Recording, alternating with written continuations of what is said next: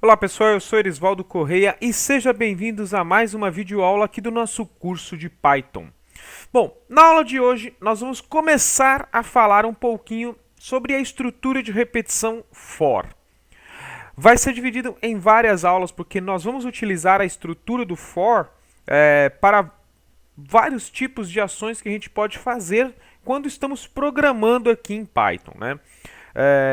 Vai ter coisas que a gente ainda vai aprender à frente, por exemplo, como listas, dicionários, que vocês vão ver que nós trabalhamos utilizando o for para construir as listas, certo? Por exemplo. E aí, então a gente precisa entender o for de uma maneira bem abrangente, várias formas de trabalhar com ele, para que possamos utilizar, porque assim, a estrutura de repetição for é uma das mais utilizadas em quase todo tipo de programação, principalmente se você vai montar matriz, se você vai trabalhar com vetor, com listas, enfim. E assim, ela é bem reduzida, e no Python ela consegue ser mais reduzida ainda. Se você já conhece estruturas do laço para, né, como é em português, ou for, em inglês, em outras linguagens, você vai perceber que no Python ela é um pouco mais fácil, ok? Então vamos lá. Vamos imaginar na verdade, não é imaginar, vamos rever alguns exercícios que a gente já fez, certo? Por exemplo, eu quero escrever o número de 0 a 10 na tela do nosso computador. Então, normalmente, a gente poderia fazer assim, print, certo? Aí eu abro aqui, coloco lá 1, 0, 2, 3 e assim por diante, certo? Pois bem, estaria escrevendo vários prints. Então a gente já sabe que a gente está fazendo uma sessão de repetição, certo? Com o método while que nós terminamos de estudar, nós aprendemos a utilizar o sistema do contador. Então aqui a gente define, né, um contador, por exemplo, define até quando a repetição while vai ter que ser executada, porque o while ele sempre vai ser executado enquanto ele for verdadeiro, certo? E ele pode ser executado infinitas vezes. E aí você coloca o que você quer que apareça e tem que implementar a função de incremento ou decremento, né? Se você estiver fazendo, por exemplo, uma contagem regressiva, você tem que utilizar aqui o incremento ou decremento no contador, para que você possa mostrar o momento em que a instrução vá ser falsa, né? Para que ele pare de executar e não fique num loop infinito, ok? Já no laço for, ele vai executar um número x de vezes e vai parar automaticamente, certo? Como que funciona isso? Então vamos imaginar que eu quero contar de 0 a 10 na tela. Então eu vou escrever a instrução for. E aqui eu posso declarar uma variável. Essa variável que eu vou declarar aqui dentro do for, ela é local, ela é de sintaxe local para o for. Ela vai ser inicializada quando o for foi iniciado. No momento em que o for terminar, ela deixa de existir, ou seja, não vai ter problema se eu quiser construir uma outra estrutura depois do for, por exemplo, um outro for e quiser usar a mesma variável, certo? Normalmente, quando a gente está aqui no for, a gente utiliza letras, a gente tenta ser o mais sucinto possível, certo? E tem gente que gosta de colocar, por exemplo, conte para contador, ou sei lá, x, y. Eu costumo utilizar a letra i, tá? Eu aprendi assim, então for i, vou aqui apenas escrever aqui, ó, for i in range.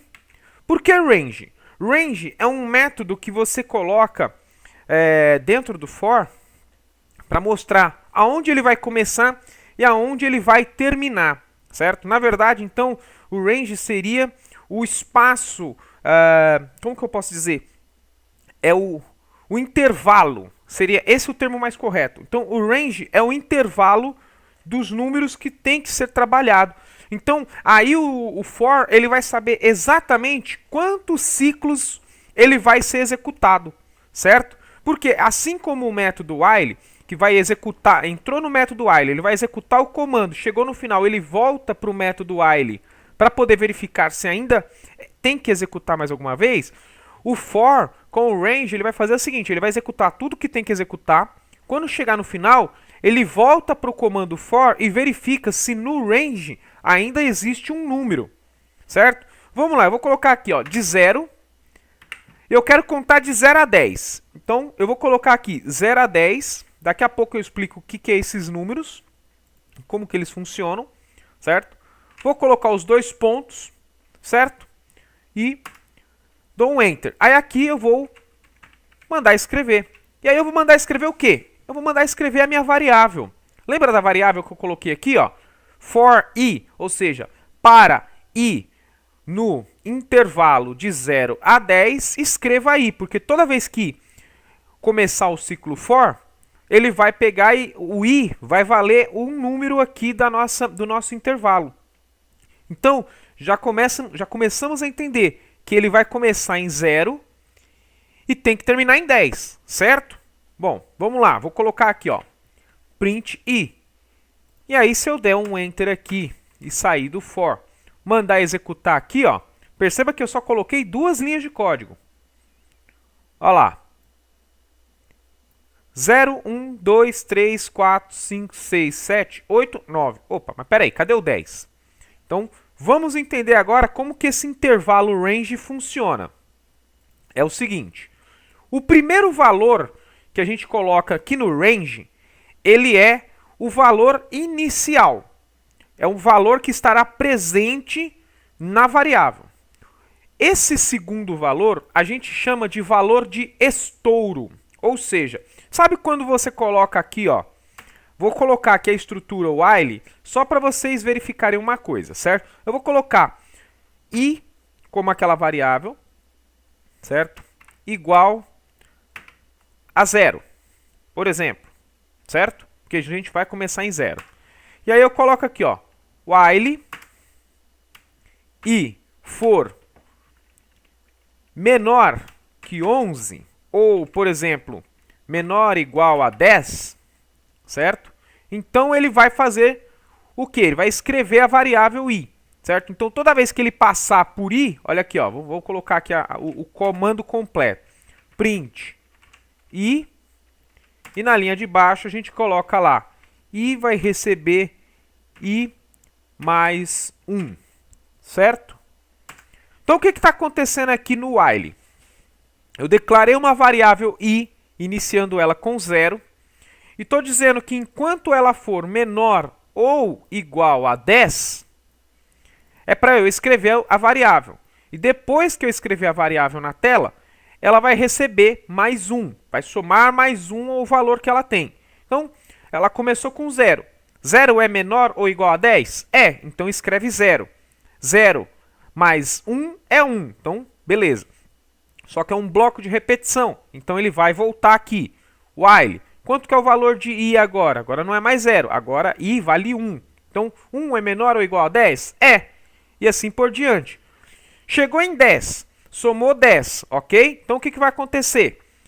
Vai voltar aqui em cima. While, i, qual é o valor de i? 10. 10 é menor que 10? Não. É igual a 10? É. Então ele executa aqui o print mostrando 10 e vai somar mais 1. E o valor que vai estar aqui vai ser 11. Quando ele voltar, i vai valer 11. 11 é menor ou igual a 10? Não. Então agora estourou o valor da nossa condicional e ele não executa mais o bloco de repetição while. Vocês conseguiram entender? É exatamente esse o conceito que está presente aqui dentro do for, no range. Então, o primeiro valor é o que inicializa a variável. Olha que interessante. Ele vai ser o valor que está inicializando a variável. E esse segundo valor é o valor de estouro, ou seja, o valor no qual, quando a variável estiver valendo ele, o bloco de repetição não vai ser mais executado. Então, se eu quero escrever de 0 a 10, eu tenho que colocar de 0 a 11. Sempre vou ter que colocar um número acima, para que eu possa ter com que, por exemplo, assim, eu quero que o 10 apareça, então eu tenho que colocar 11. Eu quero que o 20 apareça, eu tenho que colocar 21. certo? E agora sim, se eu colocar para executar, eu vou ter os números de 0 a 10, ok? E se vocês perceberem, ele faz o autoincremento da variável. Por quê? Eu não preciso fazer aqui o controle do meu contador, certo? Então, na primeira passagem, a variável vale 0. Quando ele volta, ela vai valer o próximo número, sempre somando mais 1, certo? Mas eu posso fazer o controle do somatório, ou o que a gente chama de passo do nossa estrutura for. Como que eu faço isso? Aqui dentro do range, eu coloquei o primeiro valor como sendo o valor que inicializa a variável. O segundo valor é o valor de estouro. Eu posso colocar aqui uma vírgula e posso colocar agora o ponto de passo. Se vocês perceberem, observe que aqui, ó, no PyCharm, nós temos o IntelliSense que mostra o seguinte, ó. Eu estou aqui no range. Se eu der uma vírgula aqui depois do 11, ó, self range, start int, stop int, step int, igual 1. Por quê? Porque ele está com o passo indo de 1 em 1, somando. Mas se eu colocar, por exemplo, 2, olha que interessante, e mandar executar novamente, observe o que vai acontecer. 0, 2, 4, 6, 8, 10. Então eu estou indo de 0 até o estouro 11, contando de 2 em 2. Então, 0. Agora ele vai somar 2 para a variável. Então, o próximo valor 2. Vai somar mais 2, 4, 6, 8, 10 e assim por diante. Então, ele está contando de 2 em 2. Se eu quiser fazer ele regredir, certo? Como fazer, por exemplo, uma contagem regressiva? Eu vou inverter aqui o valor, vou colocar 10 e quero ir até o 0. Aí você fala, beleza, você vai começar no 10 e vai até o 0. Só que aí ele vai terminar no 1. Então o que eu faço? Eu coloco menos 1. Por quê? Porque eu vou terminar a minha variável no 0. Porque quando ele receber menos 1, vai ser aí no caso o quê? Vai ser menos 1. E aí ele para, certo? Vai ficar mais fácil mostrando. Aí eu vou colocar aqui o passo menos 1. Então vai ficar lá 10 menos 1 menos 1. E aí você vai conseguir enxergar a contagem regressiva. Olha lá. 10, 9, 8, 7, 6, 5, 4, 3, 2, 1, 0. Quando ele chegou em 0, eu pedi para tirar mais 1. Aí ficou qual valor? Menos 1. Menos 1 é o nosso ponto de estouro. Certo? Então, é para isso que serve aqui o laço for. Eu consigo, com o primeiro número, atribuir o ponto de início da minha variável. Na segunda posição aqui do range, eu determino qual é o ponto de estouro, ou seja, em que momento que o meu laço vai parar. E com o terceiro valor, eu determino o andamento, né, o passo. Então eu consigo colocar se ele vai contar de 1 em 1, se ele vai contar de 2 em 2, se vai diminuir, se vai aumentar, sempre incrementando ou decrementando, aumentando ou tirando, ok? E eu posso, por exemplo, fazer aquela tabuada que a gente tinha feito. Por exemplo, vou colocar aqui, ó. Vou lá. Coloco lá, por exemplo, um C valendo 5, por exemplo, que a gente fez a tabuada do 5. Aí eu coloco for i in range. Aí eu vou colocar 0, 11, certo? Se eu vou fazer o meu passo de 1 em 1, então eu não preciso colocar o 1 lá por padrão, certo? Basta eu deixar como ele já vem como padrão, ok? 2 pontos. Aí eu coloco aqui, ó, print. E aí eu posso fazer uso do format para ficar mais fácil. Vou colocar conjunto de chaves com um xizinho, conjunto de chaves é igual a outro conjunto de chaves. Aí a gente coloca aqui o ponto format. E aí eu vou colocar aqui, ó, C, vírgula, I, vírgula, C vezes I. Ou seja, né, a variável contadora vezes o valor da variável contadora do for, certo? E aí quando a gente mandar executar, ó, 5 vezes 0, 0, 5 vezes 1, 5, 5 vezes 2, 10. Perceba que no laço while, quando eu precisei fazer, eu tive que fazer o seguinte, ó, 5 linhas. Aqui no laço for, eu só precisei utilizar 3 linhas, ok? Então, é isso. Eu espero que você tenha gostado dessa videoaula de hoje. Ela é bem simplesinha, bem de introdução. Esse é só o conceito inicial do laço for. Na próxima aula a gente vai fazer uns exercícios já um pouco mais complexos, estudando um pouco mais o laço for. Aqui é mais para que você conheça a forma de utilizar o laço, certo? E por quê? Porque nós vamos precisar muito do laço for, ok? Então, deixa seu like. Se você ainda não é inscrito no canal, se inscreve para não perder nenhuma novidade. Até o nosso próximo vídeo. Um forte abraço. Fui!